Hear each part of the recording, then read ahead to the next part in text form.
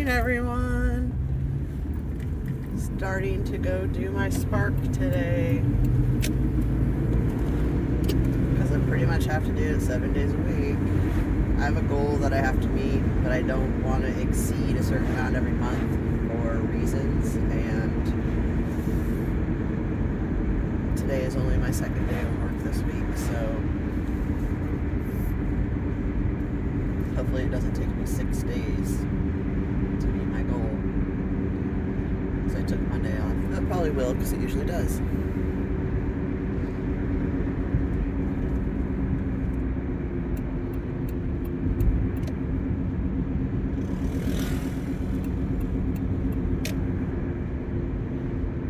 I think today was Wednesday. I'm not really sure that that's... Tuesday, Wednesday, Thursday are usually my slowest days, and usually Thursday is the worst.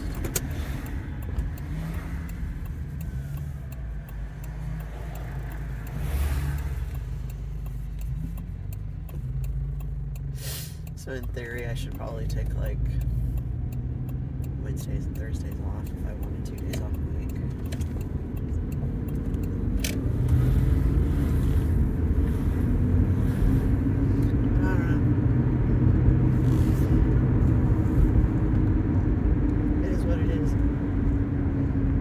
To pay the bills. But it's still better than I used to be a preschool teacher in a Montessori school. I went to college and got a degree in early childhood education. I was going to go for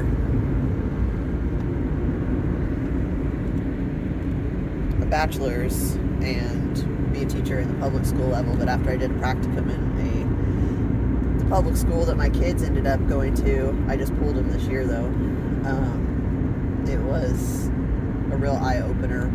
After spending a term doing my practicum there, I decided I never want to work in a public school again. It's basically run like the military. I feel so bad for these kids. I don't even know how they manage to get through the day. Like, y'all need to go spend a day in a classroom and check it out, because you'd be horrified. There's no way that you would work in an atmosphere like this, and we send our kids into it and force them into it day in and day out, and we just shrug it off like it was the same as when we went to the school, and it's not. I'm telling you that right now. Spend a day in the same classroom 1 day straight and you will see it's a nightmare. I gotta go because I'm at my Spark spot and I don't want to be retarded on the camera.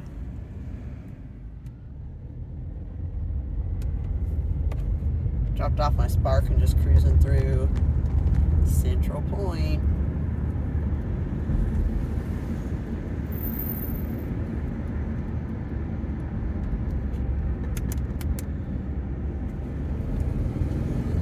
And my car is wobbly, so it makes the video wobbly, because as I said in the other video, the front end is about to fall off of this car. Because it had a rear main seal leak in addition to the overheating head gasket problem. And it looks like the oil leak, when I got this car, it hadn't been cleaned up either. So I saw how bad the oil leak was. And I don't think I've really ever quite seen any vehicle that had such a bad oil leak. Seriously, this car. So the reason why I have this car even to begin with was because my ex was, I didn't know at the time, he was going to his friend's house, but it's also a drug house, I guess. And he was sitting at a light and somebody rear-ended our car at full force and then took off. So it was a hit and run, and I did not have full coverage on the vehicle. Obviously, buying a lot of meth and cigarettes for my husband who wasn't working was taking away from my car insurance money. And so sometimes we didn't even have, most of the time, we didn't even have insurance on that car. But I did at the time because I was doing DoorDash. And basically, if you're a delivery driver, sorry, I had to get another Spark order there.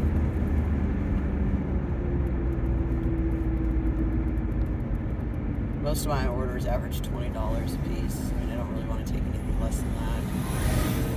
And then I'm I'm still usually making approximately $2 a mile, which isn't super sweet in something that gets 17.5 miles a gallon. But anyways, I had insurance but not full coverage, and it took them a while to do an investigation and catch the person who was responsible.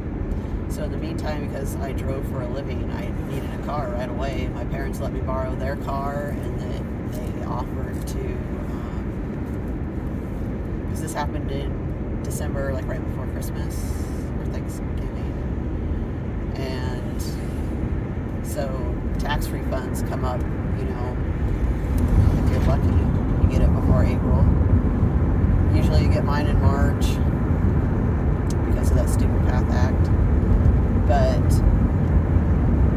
they bought this car for me until I could pay it back, and my parents paid for the head gasket and everything to get done.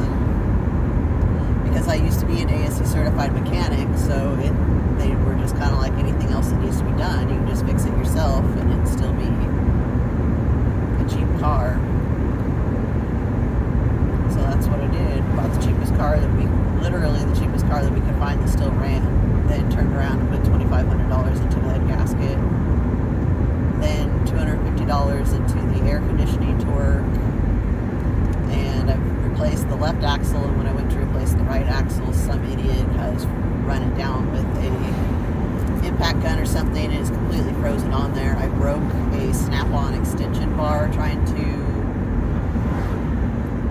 break it off of there, and currently I'm trying to find somebody who can help me break it off and then let me change it, because it's probably going to be stripped when it comes off, and it only takes me like 15 minutes to change. These are some of the easiest axles you can do. It takes like 15 minutes. Probably actually could race myself and get it done even faster if I felt like doing that, if I was still in the shop working flat rate. And then, but that's not the major problem that needs to be changed right now. It's not as bad as the left one had gotten. And it's the inboards that go bad on these, it seems like. It's the tie rod, and then this left side sway bar link has absolutely zero bushing left in it. It was all swollen up from the oil, and it's gone. So it makes a lot of creaking and popping. And I've got this wah wah wah wah wah wah wah wah going on all of a sudden. That's either the axle is flopping around loose down there, or the new axle that I put in is also a piece of crap, because Subaru has this issue with their axles, and they don't manufacture these anymore. They're discontinued. So I had to go with a Napa. So it could be bad for all I know.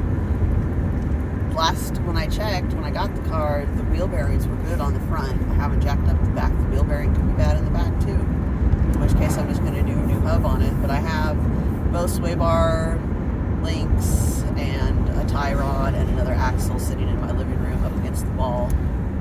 Eventually, I don't need to do the axle first. I don't need to do it now. It's just, I'm sick of working on cars now. It used to be my passion, and now it's not. I'm just getting too old for it. I'm 43.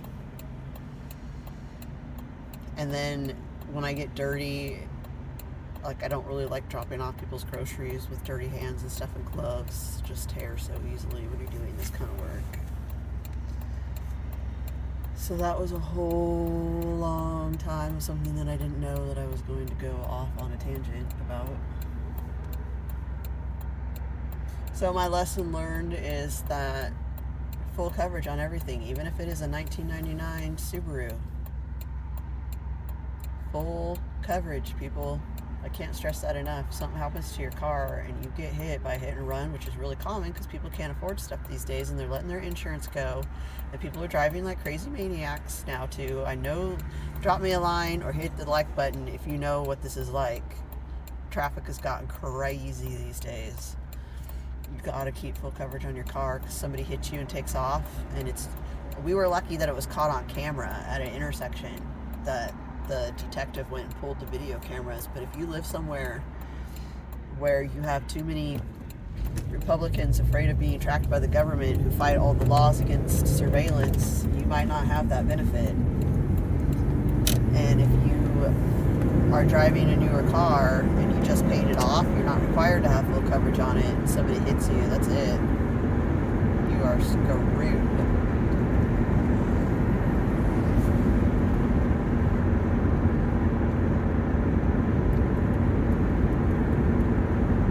So I'm hoping to get a new car with tax refund again this time.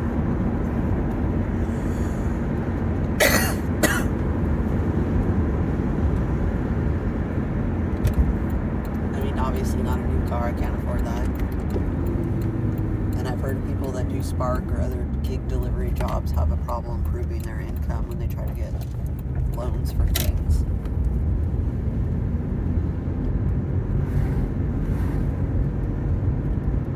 I have to have something that's all-wheel drive or four-wheel drive because of the type of weather that we have around here. It's, well, we usually get a pretty crazy snowstorm once a year, but other than that, our winters are actually fairly mild.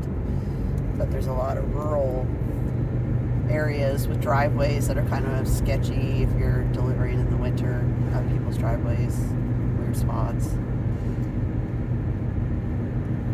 Although Spark is a lot better than DoorDash, and the majority of the people that I've delivered to over this whole year have not had that bad of a route. Although oddly, some of the biggest routes were, I hate that guy that drives that tool truck. I used to work with him at Bigo. That's a whole other story. Forgot what I was talking about now. 5-0, slow down. Meow. Downshift.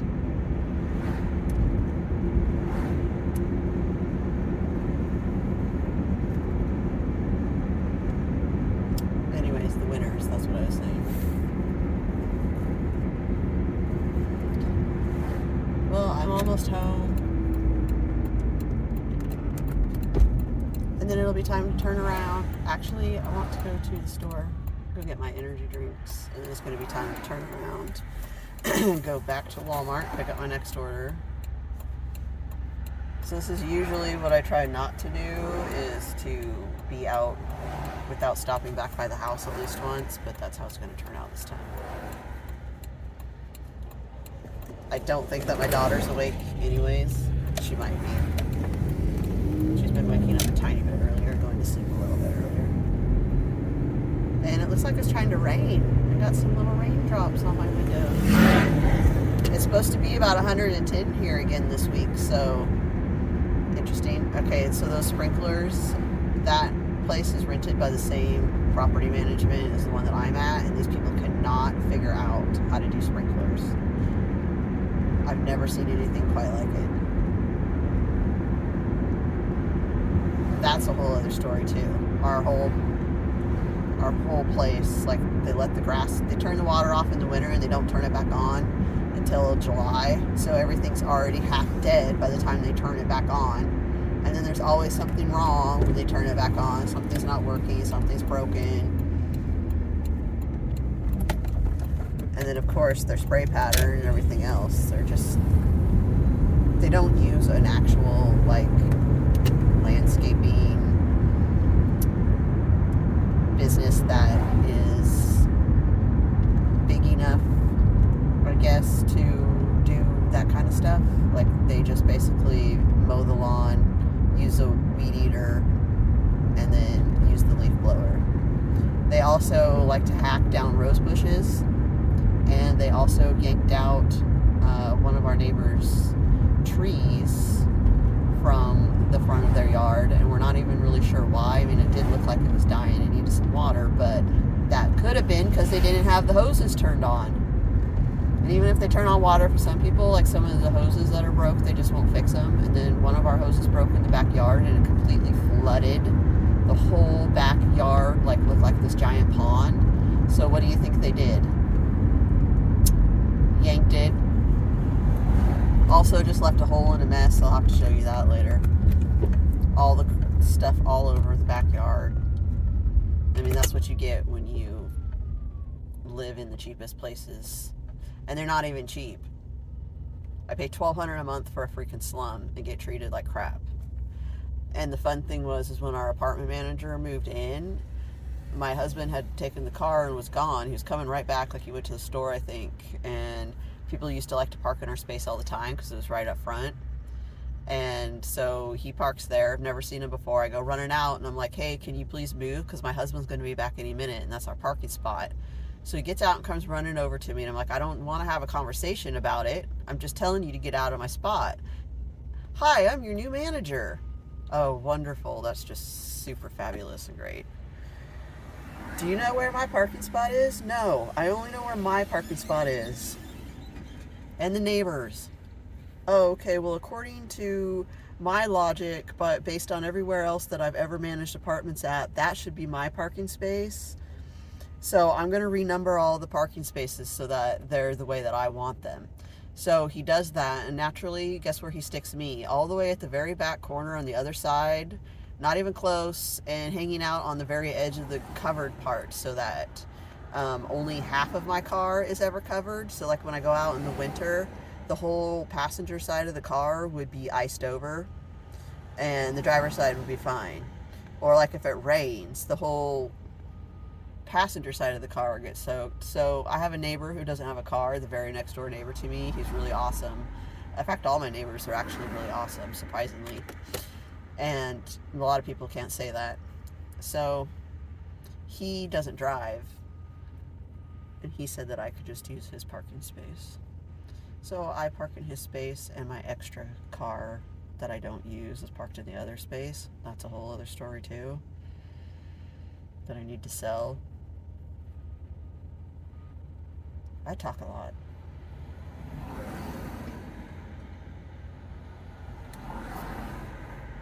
Which is weird because I don't really like actually talking to friends and talking to people face to face.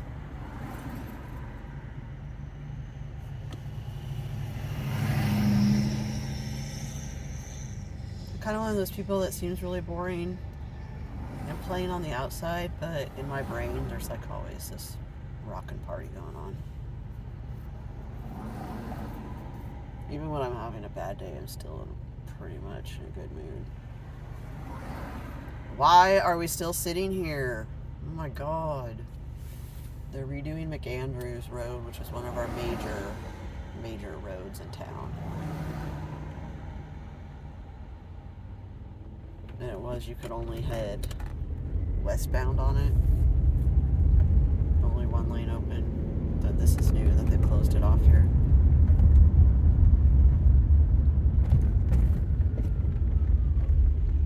It was pretty bad.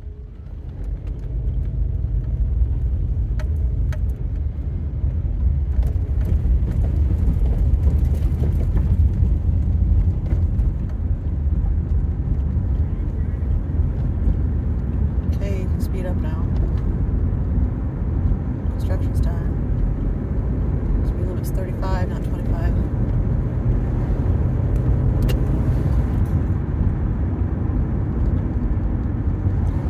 Gas here is still over $5 a gallon. I need to get gas too. I don't believe it's dropped under 5 yet. It might at some discount station just to get regular, but I can't put regular in this because the check engine light will come on, which I mentioned in the other video. So I'm going up here to my favorite store. I passed pretty much 3 stores from my house just to go to this one because I don't really know why. My friend from high school works here, but still, it's not like really an excuse. They're super cool here though. The store that's right next to my house, I really hate them. They're complete jerks to kids, including mine. Just flat out one of those stores. We only want to do business with Trump supporters. If you don't wear a Trump shirt, we don't like you. Alright, go get me some energy drinks.